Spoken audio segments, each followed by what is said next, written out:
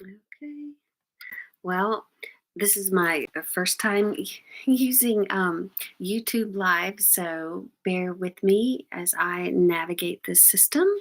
And thank you for joining me. So, whenever, wherever you show up to this message, this work, um, this evening, just welcome and thank you for being interested in the Akashic records and what the guides have to share through me tonight. So, I am Betsy Grady and I work with the Akashic records. What I do in these live sessions is basically kind of like what I do in a reading that we might have one on one. I'll start with reading a prayer and then I take a second or so to connect and then um, see what messages the guides have for us in general tonight, and then I will answer some questions that have been submitted. So, I always recommend, as I navigate over here, okay, um, I always recommend when I read the prayer and do what I do to open the records that if you feel comfortable, let yourself just relax, close your eyes, feel yourself being open, ready to receive, and notice maybe if you get a little nudge, something pops in your mind because it might be your guides want you to ask a question tonight, or sometimes even just thinking a question, somebody else will ask it, and that's how this works. It's really lovely. So messages that come through in sessions like this where it's in kind of a group forum, we all benefit from. And no matter if the question is really personal to one person, we all could use the information. And I love how that works. So, again, thank you for being here and participating. And let's see. Welcome to live chat. I don't know what I'm doing here, but anyway. Okay. Um, like I said, I'm going to go ahead and read the prayer and we will jump in. Okay. I ask God if He will have a shield of love and truth around you permanently, so only God's love and truth will exist between you and me. I allow the masters, teachers, and loved ones of you to channel through me out of whatever realm to say whatever they wish. I ask the permission of the Lords of the Akashic Records so I'm able to look into the records of you and remove whatever information I'm allowed. So give me 1 second here.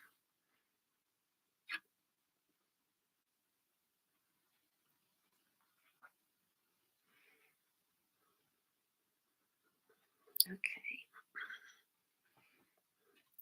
All right. So the guides want to start this evening, and I can't see who else coming on. I don't know how to look on YouTube.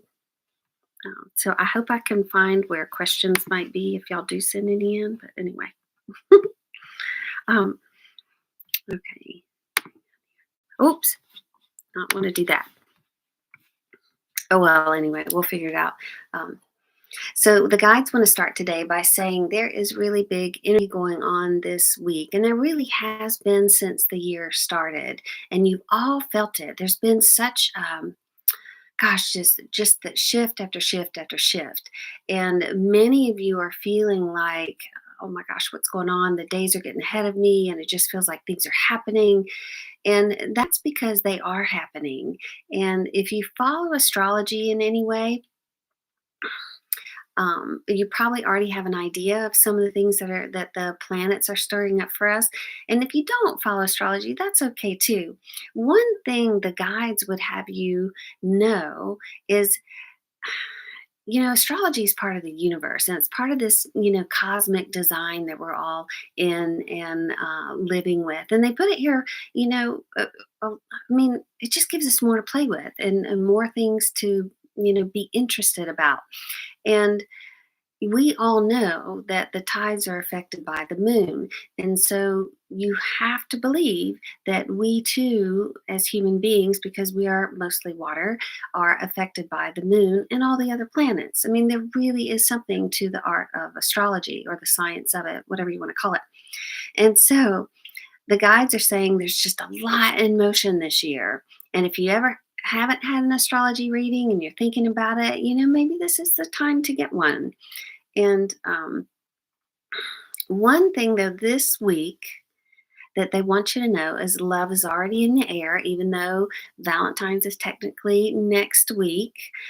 People are already feeling like just this energy of excitement and romance and allure, and just go with that. Let yourself go with that. Let yourself be open to just feeling like you're having a romance with the universe. It doesn't even have to be another person, but let yourself feel in love with life, if that makes sense. So, welcome in this energy. And also, this week, we have a new moon coming up. And, the saying is what you wish for on a new moon will come to pass on a full moon. Now, it may not be that next full moon. It might take 6 months for that, full moon to come around. It would be the opposite of the sign that you make your wish in. But anyway, you can play with that. There's a new moon coming this week. Make your wishes. Chinese New Year is also happening this week. We move into the year of the wood dragon, and that's just a beautiful energy for all of us to really be open to receiving. So that's one message from the guides. Let's see if they have anything else here that they would want you to know. They said that they would really encourage you to believe in wishes and to believe in miracles, to believe in all these things. These words have been around forever, and we probably all grew up on Disney movies. And so many of us think, they're fairy tales or they're fantasies. And the guides would really want you to believe, no, wishes can come true and miracles do happen. They are part of your ordinary experience. And the way for them to become ordinary is for you to start believing and start to recognizing that these little things that happen during the day where something just went your way. That's like somebody paid attention up there to a wish that you had that you might not have even known you had. And so they want you to know that wishes come true. This is a new moon. Write your wishes down and do whatever you want to do around. I don't know the rituals. I'm not an astrologer or I don't know like the kind of magic spells kind of thing that I would say you can do around new moon rituals. Um, so they can't pull that knowledge through for me tonight. Um, but what I could say is if you want something to grow, put it with your plants, put something that grows, or put it with something green for nurturing, for fresh energy, things like that. So have fun with that this week. Think about your wishes. Don't get too wrapped up in how specific it has to be. Just take the first thing that comes to your mind. And you might even want to make it a family affair. Like ask other members in your family what would they put on a wish for a new moon, and just have fun with that this week. Okay, let's see what else we have here.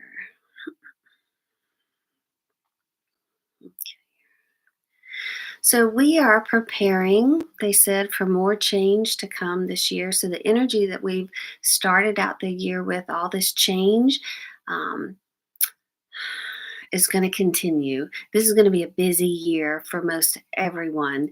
And I mean, years typically are, and they go by so quickly, but they said this is a year of change. And it's, we've come out of some years that have really challenged us individually and, as a country and just even the world. And this year, there's still going to be all those kind of things going on, yet there's going to be a lot of individual change. And one of the things that's been happening in the last few years that what we've been lining up for is that we as individuals, and this is what the guides want you to know, are being called to live in the most authentic way we can. And we're being called to honor the yearnings of our soul. Like what's our soul's purpose? What's our soul calling? And a lot of people have those questions, but we are moving into almost a time and an energy where it's like there's no more time to waste. We are invited to be here and actually being shoved here in a way where we have to honor who we are, what we want to do, what we want to create. And part of the work of that is really getting in touch with what is in that soul. What is your soul yearning for? And like they said with wishes, nothing is off limits. It is entirely possible. And you may think you have this soul yearning that is just ridiculous. You don't see how it could ever come to fruition, and you almost embarrassed to even say it to somebody. Well, let me tell you, your guides are listening and they know what your soul yearns for. And so, if all you do is talk to them and ask them to help move you in the direction of that yearning, things are going to start happening and you're going to see the green lights, you're going to see the doors open, and then that's how you know that you're on this path. And I say that thinking you could not be on your path, and that's not true either.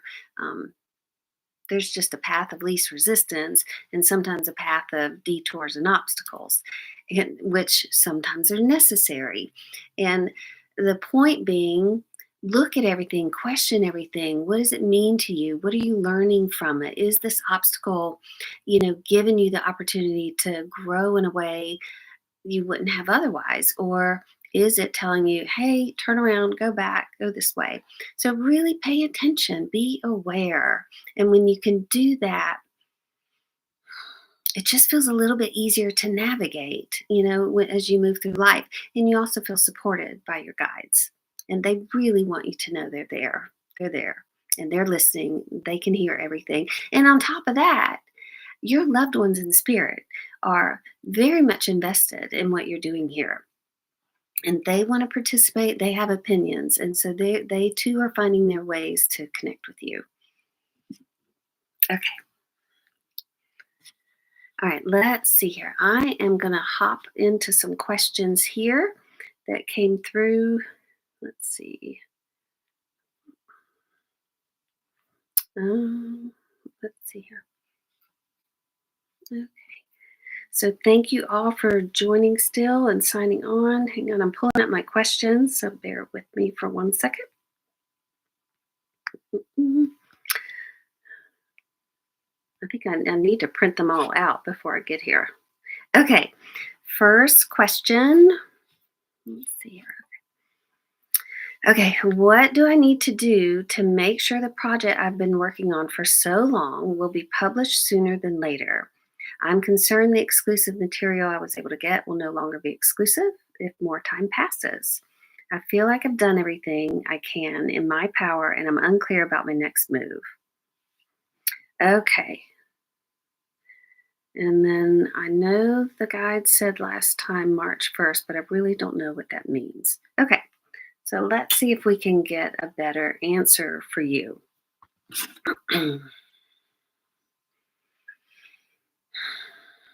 So, one of the things that I'm hearing, I'm not sure why this has not come up before, but the guides want to bring it in for you now.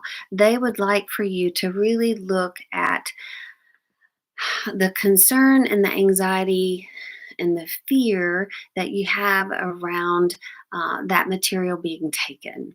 And what is that for you?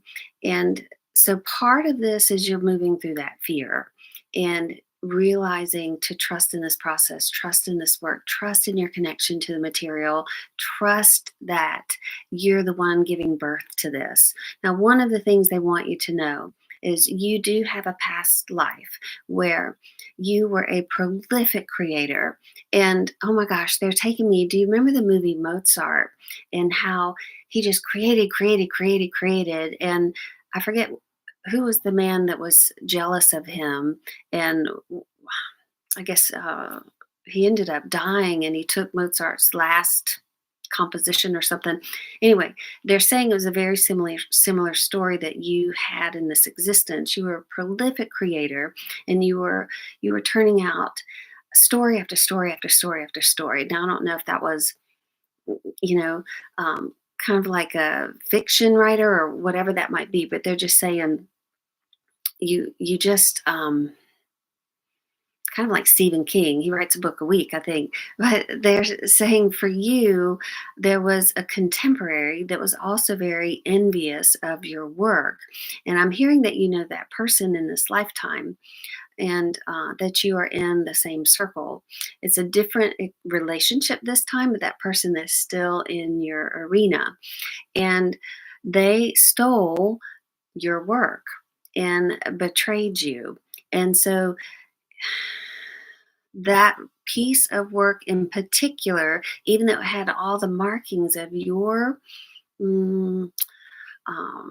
your work, your creativity, it it was still the success given to this other person. And then it looks like this other person's success and fame began to grow. And then your works became questionable. Like maybe it was this person all along. And it was such a layer or level of betrayal for you. This life did not end well, I would say. Um, it felt very tragic, almost like Mozart dying at a young age. They said you took your life in this lifetime, and so that's really powerful, and they want you to know that some of that is active because you know you have that power, and you've done it before in your frustration and your despair. And so part of that fear is in there, and they would have you look at that.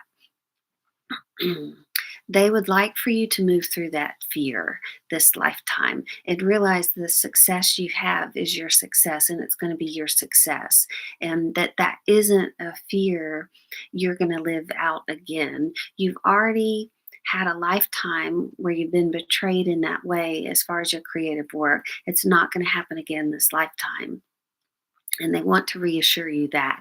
And so in this way they're wanting to take the fear away from you and ask you to relax around it. They are also saying they would give you a practical step, and this just feels like you're doing something, is sitting in the morning and being really in touch with yourself. And they would also ask you to do this at night before bed, being in touch with yourself, being clear, being grounded, and being out of your head and into your heart.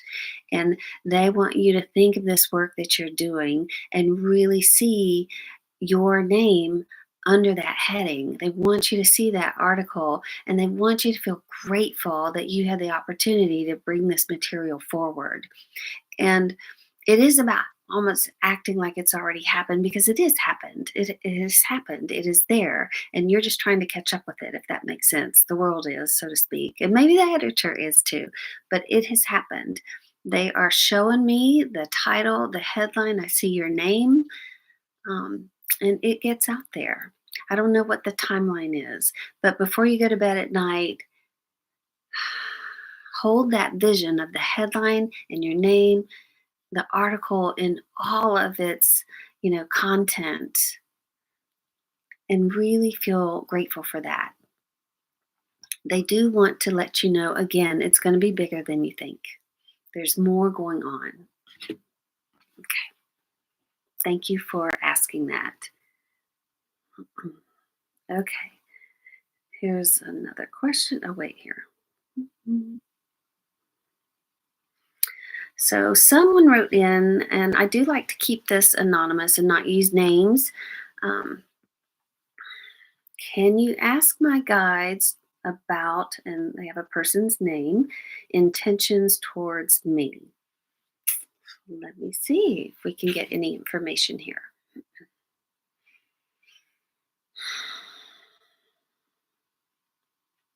Mm, What I am hearing to tell you is their intentions are not the same as your intentions. And so the fact that you're even questioning it is already your indicator that it's not in your highest and best alignment. And so they would have a boundary there. That boundary is necessary not because you're in a fear space or you're distrustful, even though that might be a little bit in your nature to be. They said, no, this boundary needs to be there because you are already understanding the alignment is off, as in what you really want to align with. Now, what you might want to do is ask what in you has aligned with this person and then see how you can clear that alignment. Does that make sense? So, say, for example, when we're in a fearful space, we will attract other people that feed our fear or are fearful too. And because we're lining up on that same energy. And that's what they want you to look at. So it's not the energy you want. This person's intentions for you is not the energy you want. But really look at what has brought that in and clear that out, if that makes sense. Okay, that's something we could all use. Okay, let me get to. Okay, now my question is, did I make a vow in my past life of poverty, low self esteem, or unhealthy habits? And if so, can I revoke them in this life? And if we have time, I'd like to know more about my guide. Okay. I love these questions. Okay, so did you have a vow of poverty? Well, first of all, let me just say guides. We all have more than one guide. Some of us have two, three, four, it doesn't matter. Just depending on what we're doing in this lifetime. Some guides come in later in life. Some guides. Um, mm, well, yeah, we come in with two at a minimum, and then, like I said, some might come in later in life, depending on what you have going on. It could be your profession or something like that that you might need a little extra assistance. But anyway. Um, So know that that's plural. That's the first thing. Now let me go back to, did you have a vow of poverty? Okay. They are saying, no, you did not, but your ancestry did. And they wanted to see, they have been on both sides of the coin, living a rich and prosperous, bountiful lifetime, and then also understanding what a lifetime of being impoverished is like. Now, there are all different degrees of being in poverty. And um, you could have multiple lifetimes experiencing those degrees. But they're saying, no, that wasn't yours. It was more of your ancestry. And so you just kind of picked up the habit and pattern from them. It is something you can change. And again, that's part of changing your belief system. And that would be that subconscious programming, you know, that's kind of got passed on, passed on. So a little bit of personal work there, but you can change that. As far as low self esteem, most people deal with that. And most people go through a period where it's kind of part of the plan. It's like we come in as these bright little spirits, these babies being born in bright energy. Before we get here, we're so excited because we've designed this life for ourselves and we know the experiences we want to have. Well, when we come in, we obviously forget, who we are, where we come from, what we're doing. And then I'm speaking in general terms for most of us. Um, that's the process, is to come in and have that experience. And then our lives are about remembering who we are. It's about coming back to that light and that brightness and that excitement to be here. And, some of us come in with real challenges in the beginning, which makes that even harder, to come back to. Yet you could translate that to low self esteem because it is like we forget how special we are. And we have well-meaning adults that want the best for us in most cases. Remember, I'm generalizing. Everybody's got their own individual story, and some much much more harder, difficult than others. Yet the premise is to come in bright light. It's like the light gets dimmed down, and then we make our journey about finding that light again, if that makes sense. And so you could look at that as, did you have low self esteem? Do you have low self esteem? Well, we kind of all do until we figure out that we're pretty freaking awesome and that we are worthy and that we are a divine child of God or the universe or source, whatever you want to call it. And we're meant to be here to shine. And that's what you have to come back to. That's where your self esteem is. And so when you can look yourself in the mirror and just appreciate who you are, appreciate the life that you've created for yourself, appreciate who you've drawn into your life. And, even if you have to really struggle to find something lovely in your life, it's there. And it might be simply that you have the awareness to appreciate nature or the animals or the flowers. But find things to appreciate and realize you've aligned with this, you've attracted this. And your esteem will start to grow. But the most important thing in self esteem is realizing how divine you are. You are part of this universe, you are divine. And when you can honor that, you really start to feel uh, better about yourself in your life. And long time ago, I remember, and I used to be very religious and uh, grew up Catholic, and I was all into my relationship with God. And and I was like, oh, God the Father loves us so much. And one day it dawned on me, if I say unkind things to myself, or if I'm down on myself, or I judge myself, then I'm like telling God his creation is imperfect. And that was just like sacrilegious to me. And I was like, oh my God, why would we do that? And so many of us do it unconsciously. It's that subconscious programming. But again, look where your key is. It's in the awareness of it and beginning to change how you're responding to yourself, to your life. I love that answer. Okay. Same thing with unhealthy habits. When we have low self esteem, we tend to have unhealthy habits.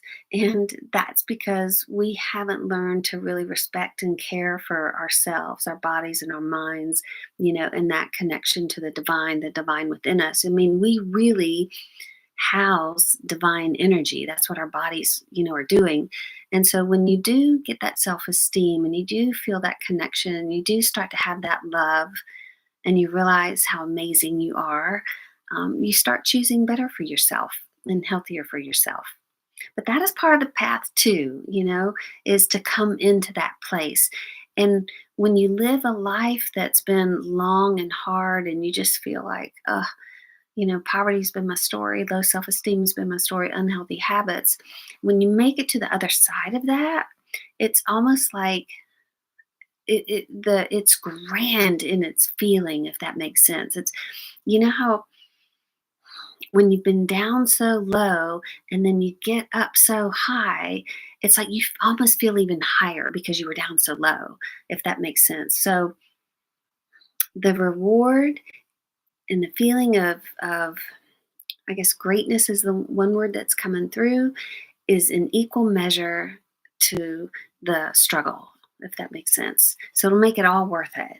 And it's never too late to get on that program to build that kind of life for yourself, to have that self esteem. It's never too late. Ever. Okay, that's great. Okay, let me go here. Okay. In a dream recently, when I interacted with my dad, he was smiling and had a funny response to me. Can you ask him if he was telling me he was okay and not to worry? Can you ask him if he was reading my writing thesis? Got a lot of writers on tonight. By the fire in my dream. Can you ask if the folding chair in my dream was representative of his always being with us wherever we are? This was a most amazing dream and I can't forget it. Okay. So I love this too. When you have a dream of a loved one in spirit, and especially when it's a dream like that, you have to really trust in that's a visitation. They are coming in to see you. Dreams is a wonderful way for them to come in. You may not be a dreamer, but that's okay. They're still trying. Just be open to it. Again, believe it can happen, and it will. Um, and I will say this just real quick. Speaking of, if we dream about a loved one in spirit, and our dream is mm, frustrating or upsetting in some way, or maybe we see them and they're frantic in the dream. What's happening there? It's not that they're having that experience. What's happening there is you're processing grief still. And so there's a real difference, okay?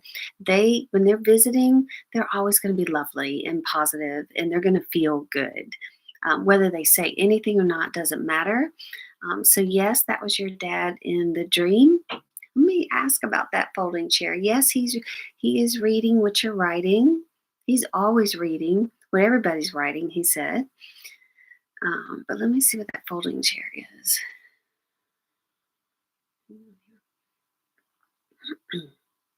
Yeah, what a clever way to let you know that he's got his chair with him and he has a place to sit wherever he goes.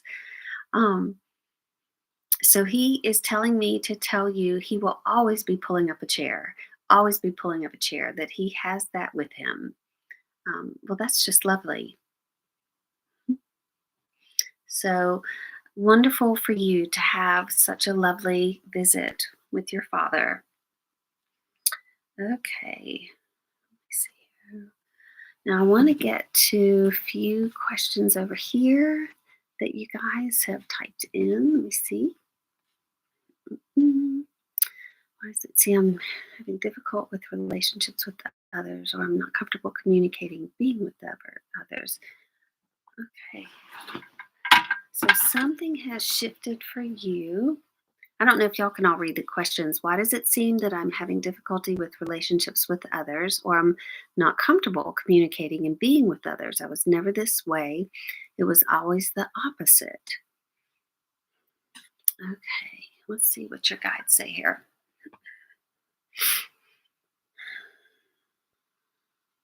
Well, they are telling me that they would like for you to look at this time as a period of reflection, and they want you to do some. I don't want to say internal work because it doesn't feel like that, but it's kind of like, you know how people take sabbaticals, or sometimes people take a year off, or they go on silent retreats, things like that.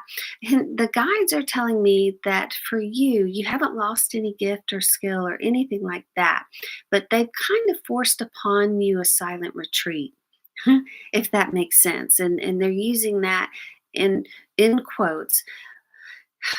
And what they're asking you to do is really step in and be with yourself and examine yourself. Sometimes when it's so easy for us to be with people, we don't take time to be with ourselves. And that's really what they're saying they're asking you to do.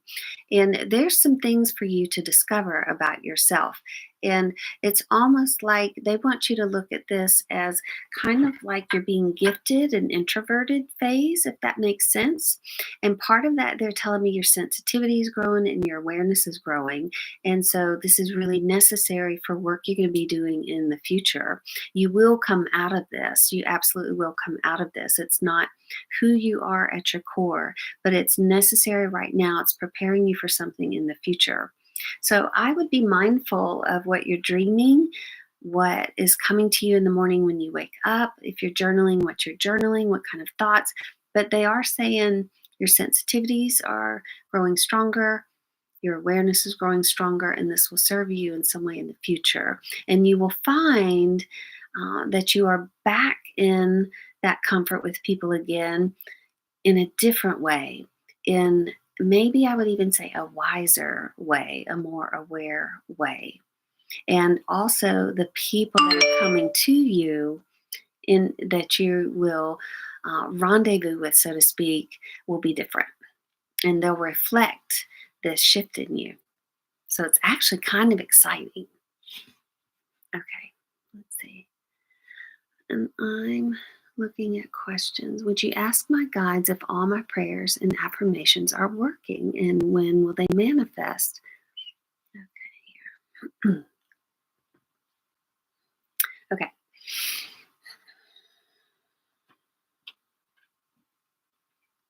So they are saying, they have heard you, they're listening. And just like they said in the beginning of our talk tonight, they hear everything and they know what your soul learns.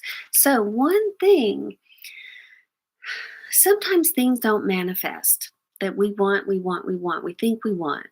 And sometimes they don't manifest because it's not in our highest and best interest. And so, one thing you might want to do is say to your guides, okay, if this isn't manifesting, can you give me signs or evidence of something I should be open to receiving? If that makes sense.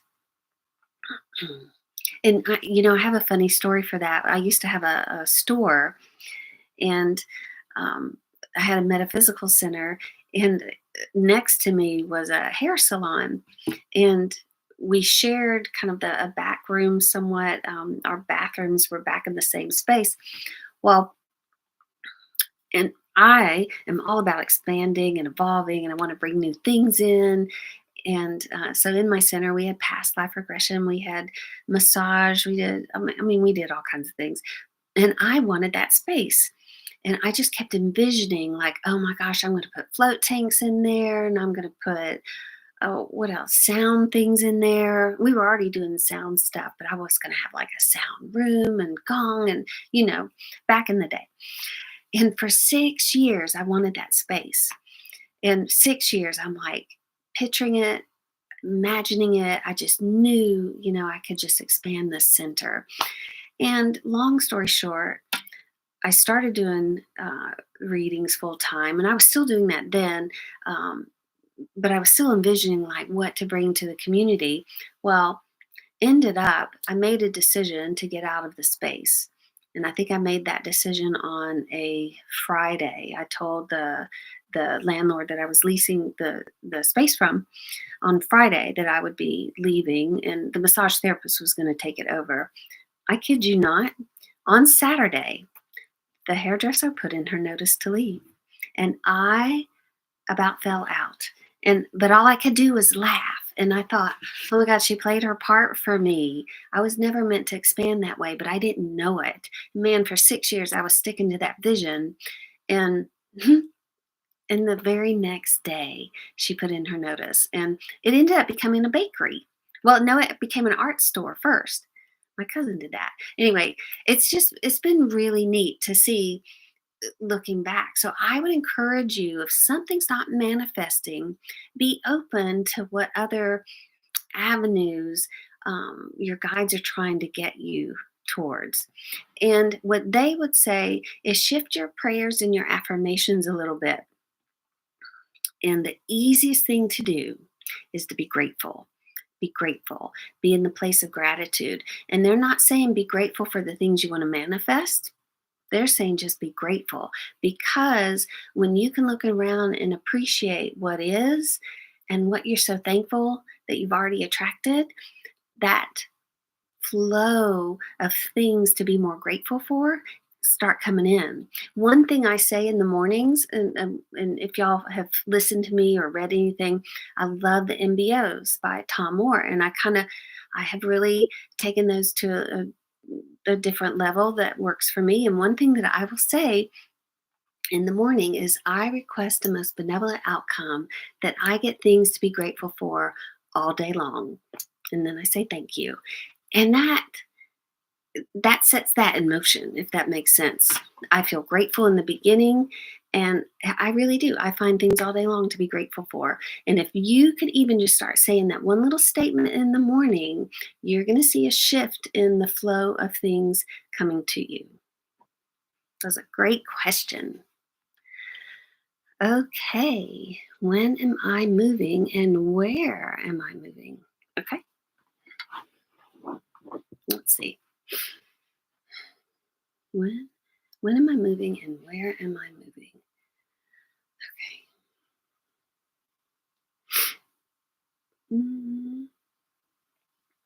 Well, I am seeing June for some reason. June, I would say, is when you're moving. And where are you moving? Mhm. They are showing me a place. It looks like it has stairs. I would feels like a duplex or a townhome, something like that. Does feel like there's a little courtyard there, but it does feel like there are stairs. And they said you would like the stairs, you would like the energy of the stairs, you would like residing upstairs. They want you to consider that as higher elevation, moving up, if that makes sense. And plus, we all like the exercise of stairs, that you would appreciate that too. Mhm. Looks like you'll be staying in the same area you're in as far as city, location, geography wise. All right, let's see. Mm, Oh, so somebody's having a hard time sending questions. You can always send them to me on Messenger or email them to me. And if we don't get to it tonight, we will definitely get to it on our next session. I'm so sorry you're confused on that. I'm trying to understand how to use YouTube Live, so thanks for bearing with me. Okay, here's one. Coming out of meditation by the river yesterday, I noticed a dead heron suspended upside down in a tree near me on the river bank. I felt this was a message. Will you please ask for clarity on that? Okay. Gosh, you know what? That's so funny. I had someone yesterday ask about dead animals that they've been seeing on a run for several days in a row. So that's really interesting. But let me see what they say for you on the heron.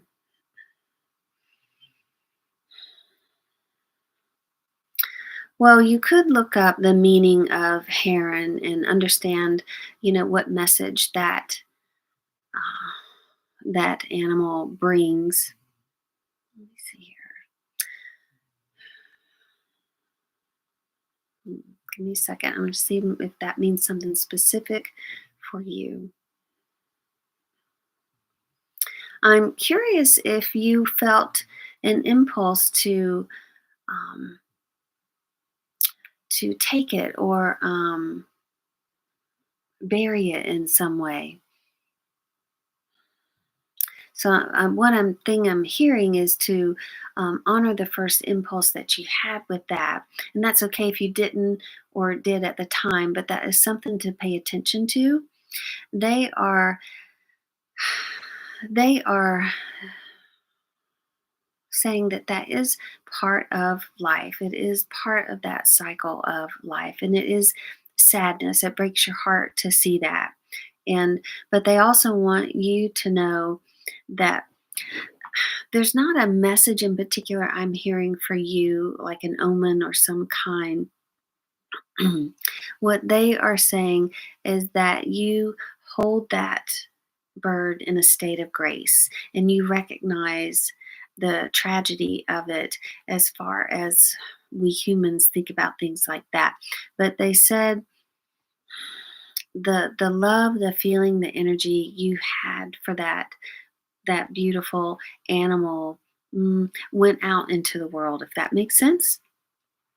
Okay, how to get it down, but it was high up and it said, okay, yeah. And so they love that you had that impulse to want to get it down and care for the body of it in some way. And that in and of itself sends out what the guides are saying, grace into the world. So they want to thank you for that. They also want you to know, as we humans choose our births and we choose our exits, animals do too. And that heron did too.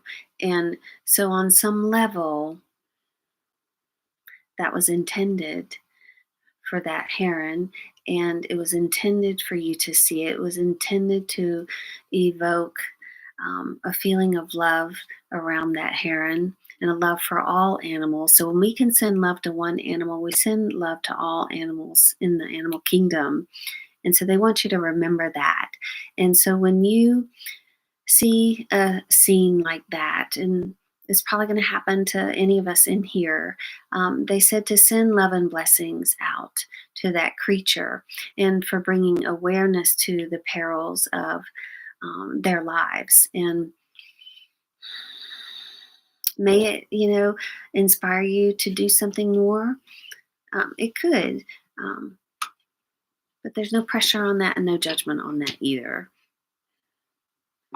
Animals have a much higher consciousness, and sometimes they orchestrate their passing because there's something else going on within their bodies, or they could be losing their eyesight, and the ability to feed is getting harder. And instead of starving, they chose a different way out. So please know there's always a little bit more going on than what we see. And they want to thank you for bringing that question.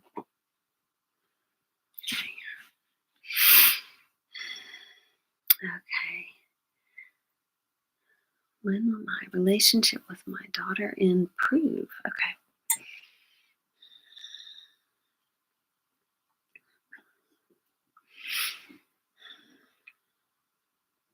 Okay. It's so funny. Gosh, that talking about gratitude. So, one thing they would say to you in answer to this question is what we focus on expands.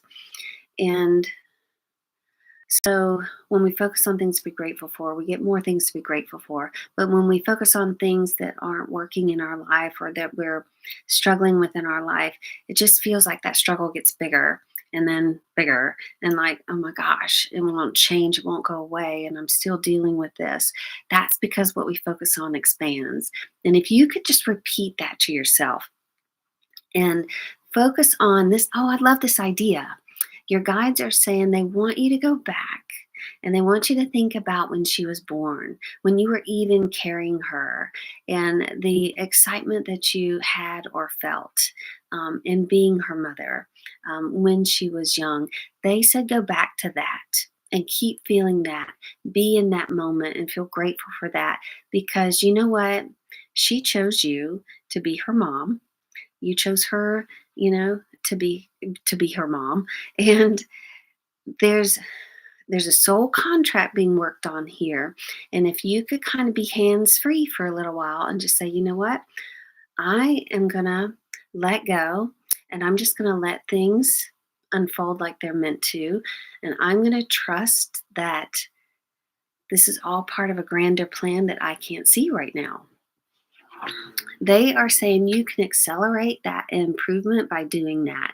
They're not giving me a timeline on it right now, though.